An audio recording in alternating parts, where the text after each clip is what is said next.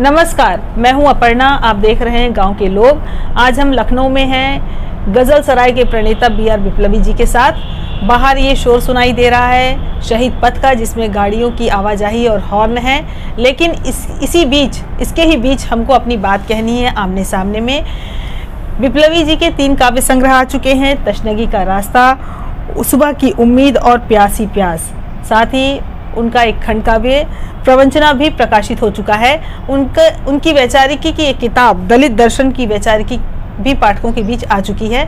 आइए हम उनसे बातचीत करते हैं इन्हीं सब मुद्दों पर। विप्लवी जी, आपका कार्यक्रम में बहुत बहुत स्वागत है। जी तो अपर्णा जी नमस्कार, बहुत बहुत धन्यवाद आपका और सभी देखने सुनने वालों का भी अभिवादन और अभिनंदन। सबको बहुत बहुत नमस्कार जी। कहा जाता है कि जो दलित काव्य है जी, उसमें जीवन की पीड़ा, जीवन का उत्पीड़न या दंश तो दिखाई देता है, लेकिन उसका जो शिल्प है वो उसमें उस तरीके से नहीं आ पाता जैसे अन्य कविताओं में या अन्य काव्य में आता है। और आपने गज़ल की विधा का चुनाव किया है या आप गज़ल लिखते हैं तो क्या, और गज़ल का अपना एक व्याकरण होता है, एक मापदंड होता है, एक मानक होता है कि उससे बाहर जाकर नहीं लिखा जा सकता है। तो ऐसे में जो जीवन की पीड़ा या दंश है वो उसको कैसे आप उसमें शामिल करते हैं, या जीवन के जो दंश या पीड़ा उसको खारिज कर देते हैं गज़ल में जो आप लिखते हैं, ये हमें बताइए। जी बहुत अच्छा सवाल है अपर्णा जी। असल में कविता के पूरे इतिहास को अगर देखें हम तो कविता शुरुआती दौर में कहा ही उसे जाता था जो कि छंदबद्ध हो, लयबद्ध हो, उसी को कविता कहा जाता है। और छंदबद्ध लयबद्ध कविताओं में आप देखते हैं कि कबीर जैसे लोग, अमीर खुसरो जैसे लोग, और सूर तुलसी निराला तो बहुत बाद में आए हैं, सूर तुलसी जैसे लोग, उन्होंने छंद में और अपनी बात जो कहना चाहते थे उसको सशक्त ढंग से कहा है और कन्विंसिंग ढंग से कहा है पूरा। अब बाद के दौर में जो कविता का दौर आया, नई कविता का दौर आया, गद्य कविता का दौर आया, उसने लिबर्टी ले ली कि हम जो है अपनी बात को किसी भी तरीके से जो है कन्वे करना है। तो अब कविता का वह जो छंद वाला चीज़ है वो मिस हो गया। ठीक है, तो ये तो पूरी कविता का परिदृश्य ऐसा हुआ कि उसमें से जब छंद गायब हो गया तो कविता का जो मूल तत्व है मेरी समझ से वही गायब हो गया। तो दलित कविता पर ही केवल ये लांछन नहीं है, पूरे हिंदी साहित्य में ऐसा हुआ। तो दलित कविता में भी जो है ज़्यादातर अकविता या गद्य कविता जो है उसी में लोगों ने बात कही। कोई लोग जो है जैसे सूरज चौहान जी हैं, जो है सूरजपाल चौहान, उन्होंने जो है गीत के माध्यम से भी कुछ चीज़ें व्यक्त की और वो बहुत ही शानदार ढंग से उन्होंने व्यक्त किया।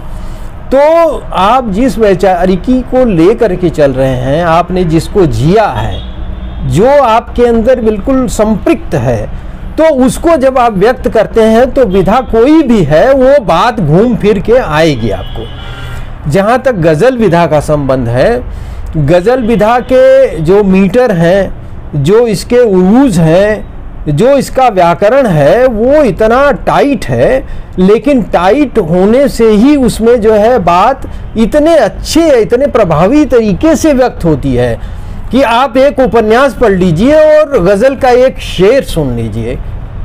यूं ही नहीं है कि संसद में और सारी जगहों पर जो है केवल और केवल शेर ही कोट होते हैं अपनी बात को पुख्ता बनाने के लिए, तर्कपूर्ण बनाने के लिए।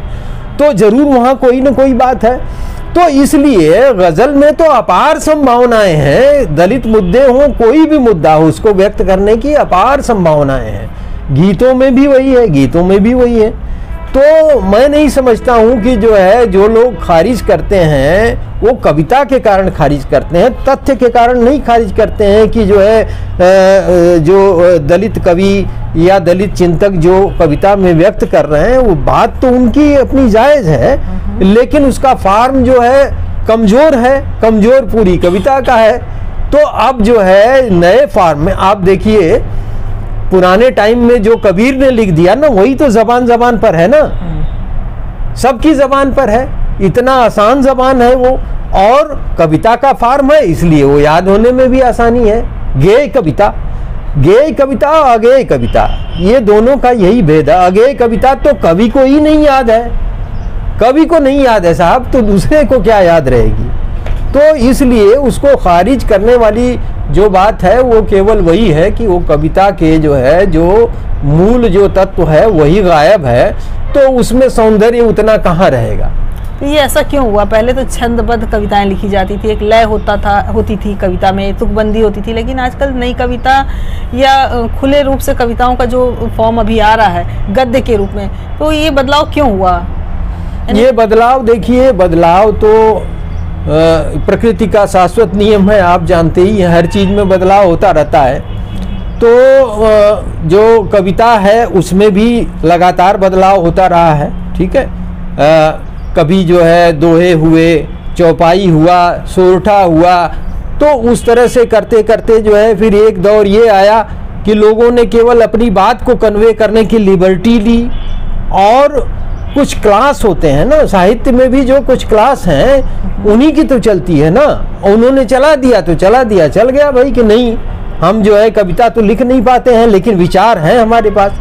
अब उस विचार को गद्य में भी लाया जा सकता है, लेकिन गद्य को एक जो है प्रिसाइज फॉर्म में, संक्षेप फॉर्म में उन्होंने जो है व्यक्त करने की विधा को जो है उन्होंने कहा भाई ये भी कविता है, चलो भाई ये भी कविता है, तो वो चल पड़ी, ठीक है।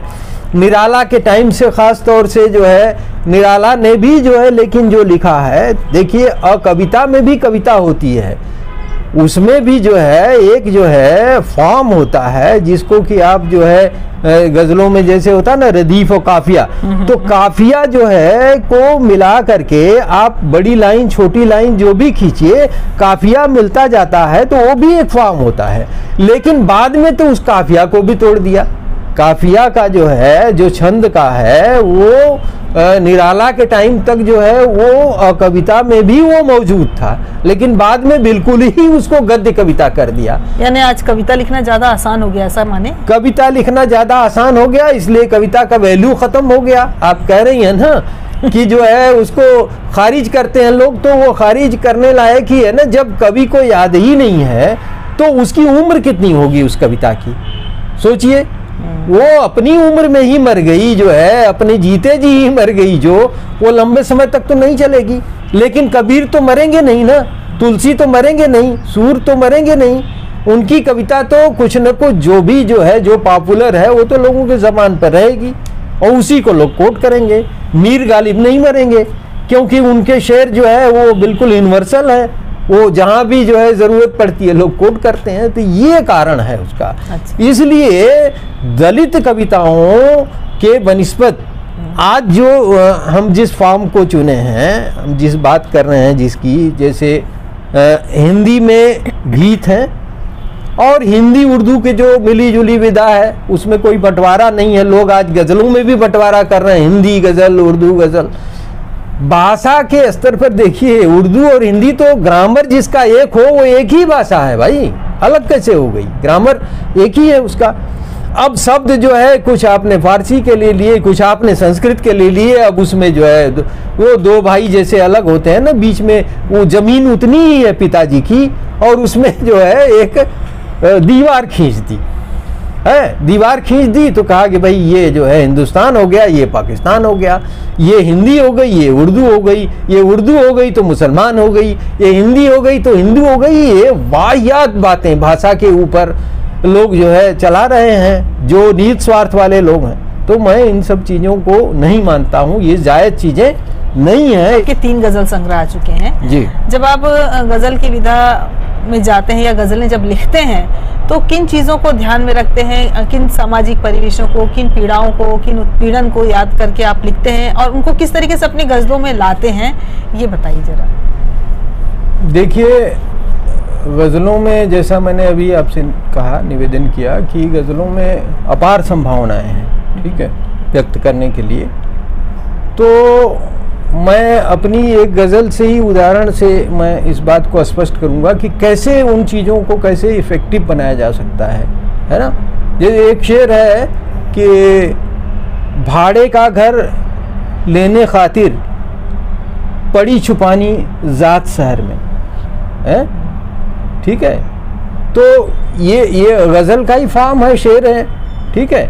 और बात जो है इसमें बाबुल राव बागुल की बात कर रहे थे हम लोग, तो उनको जो है घर लेने के लिए जो तकलीफ झेलनी पड़ी वो पूरे सामाजिक व्यवस्था को रिफ्लेक्ट करता है, वो एक आदमी का दर्द नहीं है। उनकी कहानी आई थी जब मैंने कहानी आई थी जी, जब मैंने जात छिपाई। और वही नहीं, डॉक्टर अंबेडकर ने जो है जो वेटिंग फॉर वीसा लिखा है ना, एक उन्होंने आत्मकथा, उसमें जो है वो जो पारसी के घर में जो ठहरे हुए हैं और पारसी कैसे सामान निकलवा करके फेंक देता है जब मालूम पड़ता है कि ये दलित जाति का है, तो कैसे फेंक देता है। और डॉक्टर अंबेडकर उसी दिन प्रण करते हैं कि इस व्यवस्था को बदले बिना मैं चैन नहीं लूंगा, ठीक है। और इतना बड़ा भारत ने परिवर्तन देखा, ठीक है। तो ये जाति व्यवस्था जो है जिस तरह से समाज को कलंकित किए हुए है, पूरे देश को कलंकित किए हुए है, और इसके इतने फॉर्म हैं अनगिनत, उसको तो गज़लों में लाना जो है ज़रूरी है, गज़लों में, गीतों में जैसे कन्वे हो, ताकि लोगों के दिलो दिमाग में वो बसी रहे और लोगों पर जो है उसकी प्रतिक्रिया हो, क्रिया हो, और लोग जो है बदलने को मजबूर हों, सोचने को मजबूर हों।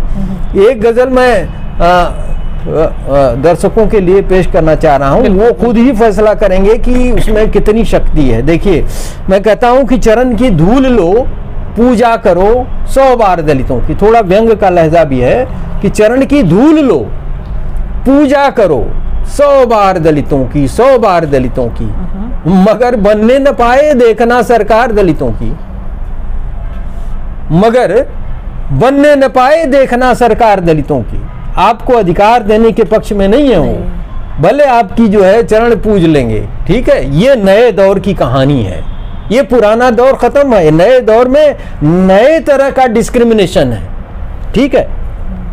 तो इसलिए चरण की धूल लो, पूजा करो 100 बार दलितों की, मगर बनने न पाए देखना सरकार दलितों की। अगर गिरवा नहीं सकते बनी सरकार दलितों की, तो उनके साथ हो जाओ, करो जयकार दलितों की। बहुत बढ़िया। अब देखिए इसमें कितनी ताकत है, कितनी बातें इसमें हैं, कितना पूरा पवाड़ा है इसमें। जो पवाड़ा लिखते थे ना फूले जी, वो पूरा पवाड़ा 2 लाइन में है ये। तो कहता हूं कि जो है जहां पर बैठने की भी इजाजत थी नहीं इनको, वहीं मठ बन गए, मठ पर बनी मीनार दलितों की, वहीं मठ बन गए, मठ पर बनी मीनार दलितों की। बता दो झुग्गियों को सर उठाने की है क्या कीमत, बता दो झुग्गियों को सर उठाने की है क्या कीमत, जलाकर बस्तियां कितनी हुई मिस्मार दलितों की। और वो चाहे राम हो, देखिए राजनीतिक परिप्रेक्ष्य में भी, सामाजिक परिप्रेक्ष्य में भी विषय को कैसे प्रेजेंट करते हैं गजल फॉर्म में, उसका एक उदाहरण देख लीजिए कि वो चाहे राम हो या वाम हो, लोहिया की गांधी हो। परिप्रेक्ष्य देखिए पूरा, वो चाहे राम हो या वाम हो, लोहिया की गांधी हो, है सबको वोट खातिर विप्लवी दरकार दलितों की। क्या बात है सबको वोट खातिर विप्लवी दरकार दलितों की। तो ये गजल की ताकत है, इसमें क्या चीज है जो नहीं कही जा सकती है, एवरीथिंग। 2 लाइन में बहुत बात, बहुत कही जा सकती है। आपने जो अभी गजल सुनाई उसी से संबंधित मैं एक प्रश्न पूछना चाहूंगी कि आज जो दलित समाज है उसमें शिक्षा को लेकर बहुत जागरूकता है, या सामाजिक जो चेतना है उनमें बहुत अधिक आ गई है, लेकिन फिर भी ये देखा जाता है कि दलित जो है, जो पढ़ लिख गए हैं, जो ऊंचे पद पर पहुंच गए हैं, या जो शिक्षित हो गए हैं, वो ब्राह्मण बात से बहुत प्रभावित है या ब्राह्मण बनने की कोशिश कर रहे हैं। तो ऐसा क्यों है, या इसका क्या कारण है कि वो उस पीड़ा को झेले हैं, उस दंश को झेले हैं, लेकिन जब वो शिक्षित हो जाते हैं तो उनकी तरफ उनका झुकाव ज्यादा हो जाता है। बहुत अच्छा सवाल है ये, बहुत ही अच्छा सवाल, बड़ा रिलेवेंट है। देखिए किसी भी समाज में जो समाज का लीडिंग वर्ग होता है ना, जो लीड करता है समाज को, इंटेलेक्चुअल वर्ग होता है, इंटेलेक्चुअल, ठीक है। तो यहाँ पर जो है सो कॉल्ड इंटेलेक्चुअल जो है वो ब्राह्मण्स रहे हैं, ठीक है। सो कॉल्ड इसलिए कि इंटेलेक्चुअल तो नहीं है, वो नॉलेजेबल है। इंटेलेक्चुअल जो आदमी हो जाता है ना, वो फिर अपना पराया और ये सब से ऊपर थोड़ा उठ करके वो मानवता के लिए सोचता है, इसलिए दे आर नॉट इंटेलेक्चुअल्स। वो नॉलेज है उनके पास, वो ज्ञानी है, ठीक है, विद्वान हैं, वो वेदवान हैं, वेद जान। तो जो समाज का लीडिंग वर्ग होता है उसके पीछे पूरा समाज चलता है। तो क्यों चलता है? वो उसको श्रेष्ठ मानता है। तो जो किसी को श्रेष्ठ मानेगा वही बनना चाहेगा कि हम भी बन जाते ऐसा, मुझे भी ऐसा खाने को मिलता, मैं भी ऐसा पहनता, मेरी भी बात लोग सुनते। ये देखिए, भारत में हर आदमी ब्राह्मण बनने को आतुर है। तो अब ब्राह्मण की सारी खामियों के बावजूद हमने जब अपना आइडियल ही, आदर्श ही गलत चुन लिया है तो जाएंगे कहाँ?